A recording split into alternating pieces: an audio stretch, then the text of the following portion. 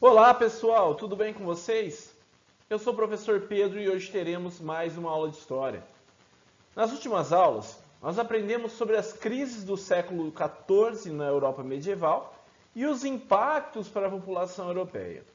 Esse período que estudamos foi marcado por grandes transformações na sociedade. Entre as mudanças, os reis fortaleceram seus poderes, assim centralizando o poder político na Europa, ok?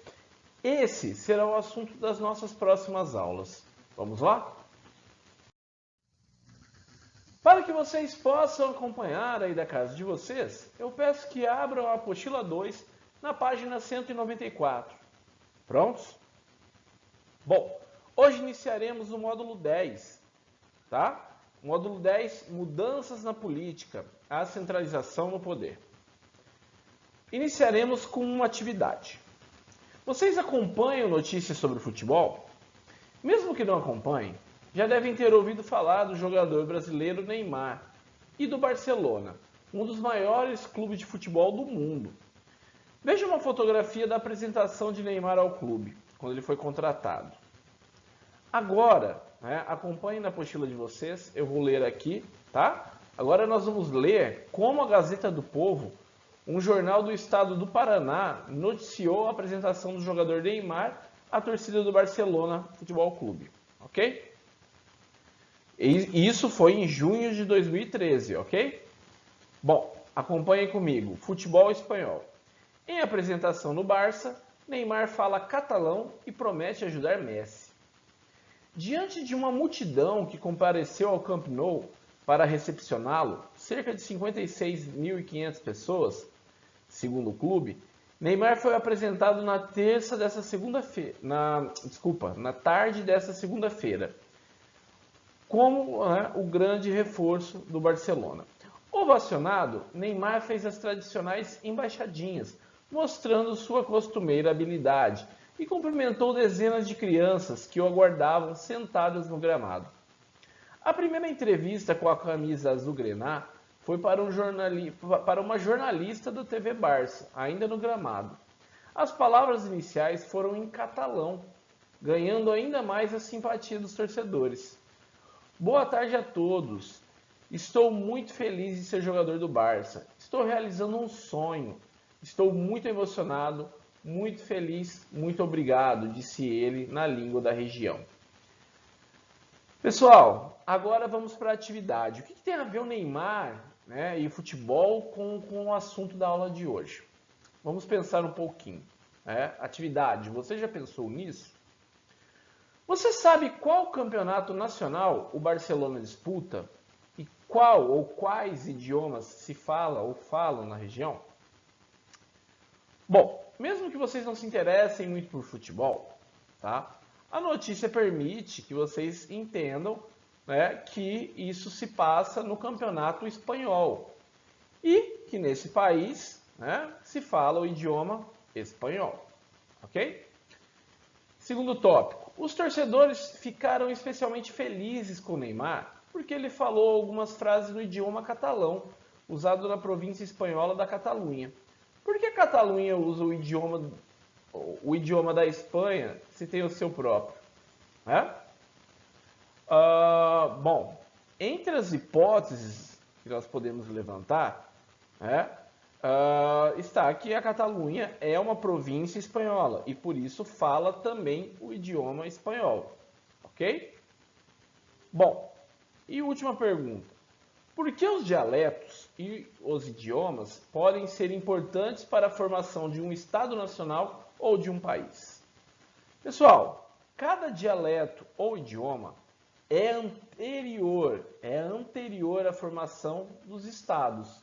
Portanto, eles representam características culturais de uma localidade. Mesmo diferentes, eles ajudam a compor a identidade de um Estado, ok? No caso da formação dos estados, a língua era também um instrumento de poder, já que o idioma considerado oficial era aquele falado pelos nobres e pelo rei. Tá? Ao longo deste módulo, estudaremos como determinadas regiões, antes livres, autônomas, passaram a pertencer a reinos e tiveram de, aos poucos, se submeter às regras de alcance nacional, assim como pode ter acontecido com os dialetos, ok? Bom, página 195, então, pessoal. As consequências da crise para a nobreza e a burguesia. Sabemos que a fome, a peste, as revoltas e a guerra atingiram todos os grupos sociais da Europa. Mas, entre eles, a nobreza foi o grupo mais atingido em seu poder econômico e a burguesia o grupo mais favorecido nesse mesmo aspecto. Diante de tantas dificuldades, muitos nobres tomaram empréstimos ou venderam suas terras para os burgueses. A parcela da nobreza, que manteve seus feudos, teve de fazer concessões aos servos, diante das rebeliões, das pressões e da possibilidade de perder mão de obra. Embora mantivesse o poder da tradição, que é ligado à posse das terras, a nobreza saiu do século XIV menos forte do que entrou. A burguesia, embora ainda não tivesse muita tradição e prestígio social, aproveitou as oportunidades para continuar enriquecendo. Gradativamente, ou seja, aos poucos, além da riqueza em dinheiro e bens, a burguesia também começava a acumular terras. A crise do século XIV prejudicou menos os burgueses do que outros grupos sociais europeus. Apesar de ter saído fortalecida das crises do século XIV, pesava contra a burguesia uma série de obstáculos para os seus negócios. Cada feudo ou região dominada por um nobre estava sujeita às regras determinadas por ele. E criar taxas para os comerciantes pagarem era uma forma que os nobres encontraram para também usufruir dos lucros do comércio, Assim, entrar em um feudo ou castelo e atravessar pontes requeria pagamento de pedágios, ok? Negociar com os moradores exigia que se pagassem tributos ao senhor feudal do lugar. Então, para os comerciantes chegarem nas regiões ou se estabelecerem nas regiões, era necessário pagar tributos aos senhores feudais do lugar. Além disso, nós vimos que os cambistas surgiram porque cada região e cidade tinha sua própria moeda, o que acarretava trabalho extra aos comerciantes na conversão de valores. Às vezes, dentro de um mesmo reino, existiam diferentes feudos com diferentes valores de moeda, pesos e medidas, o que dificultava para os comerciantes.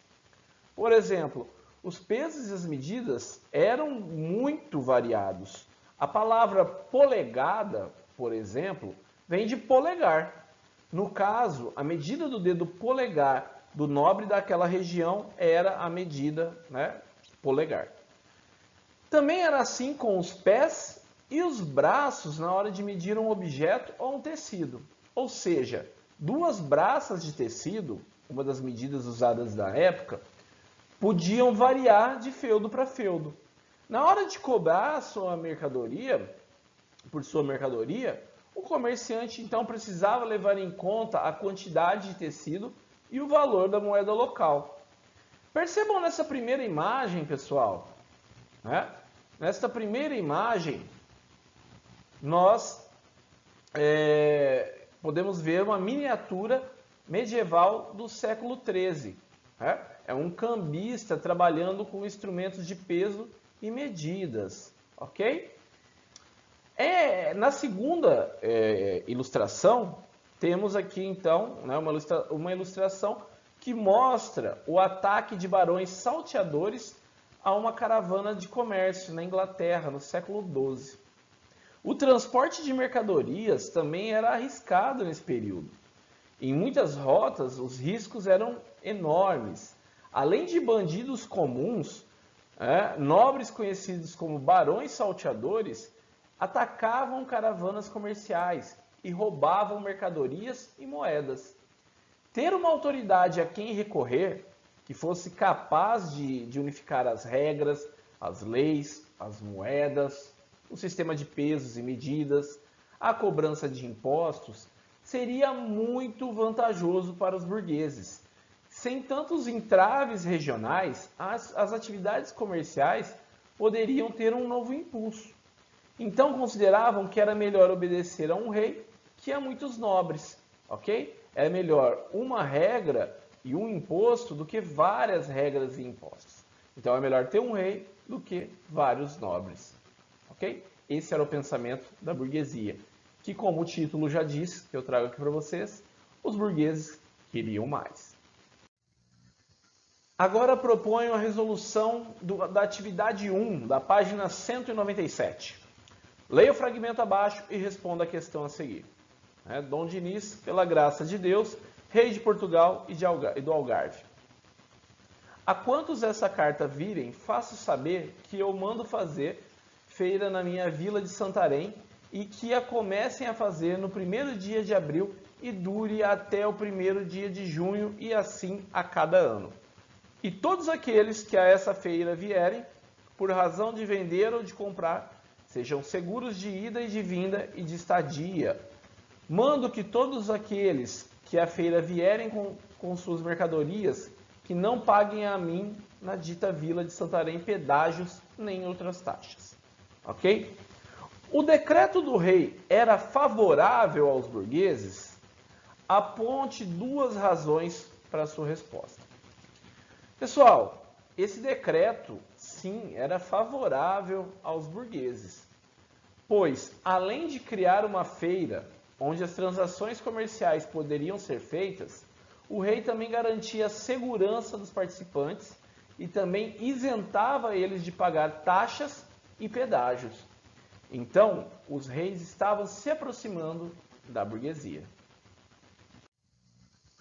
E essa aproximação não era por acaso, né? Os reis também queriam mais.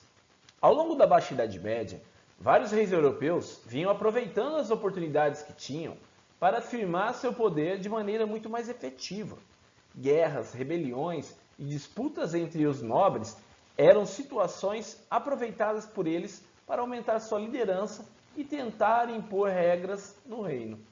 Na Espanha, por exemplo, a liderança dos reis de Castela na expulsão dos árabes do continente lhes deu condição muito favorável para aumentar o seu poder e unificar outros reinos em torno de uma única autoridade. Alianças seladas por meio de casamentos arranjados também era uma estratégia muito comum nesse processo. O crescimento da burguesia e o enfraquecimento da nobreza permitiram ainda mais a ampliação do poder do rei. Junto aos burgueses, os reis conseguiram um apoio político e econômico para montar e manter um exército permanente e profissional que impusesse seu poder sobre todo o reino. Aparelhar esse exército, inclusive com armas de fogo, dava ao rei grande vantagem militar, tornando-o líder e controlador da defesa do reino. Além disso, os recursos financiavam uma estrutura administrativa que fazia com que as determinações da realeza chegassem a todos os cantos do reino e fossem cumpridas. Os reis, aos poucos, centralizaram o poder em suas mãos. Em compensação, além de proteger o comércio, os reis também podiam lutar por outros territórios, abrindo novas possibilidades de atuação para os burgueses que viviam em seu reino. A Guerra dos 100 Anos foi um exemplo de luta por territórios entre Inglaterra e a França. Tinha toda uma questão de comércio envolvida, como nós já vimos. Ok? Nessa imagem do século XV, o comerciante francês Jacques Coué faz reverência ao rei da França, Carlos VII. O comerciante também se tornou um conselheiro do rei, mostrando a comunhão de interesses entre reis e burguesia. Pessoal, na aula de hoje nós entendemos o processo de centralização do poder como um desdobramento das mudanças pelas quais passava a Europa na Baixa Idade Média. E começamos a compreender os interesses de cada grupo social envolvido no processo. Assunto que continuaremos na nossa próxima aula. Ok? Bom, espero que tenham gostado da aula. Acima está meu contato caso tenham dúvidas. Bons estudos, muito obrigado e até a próxima aula.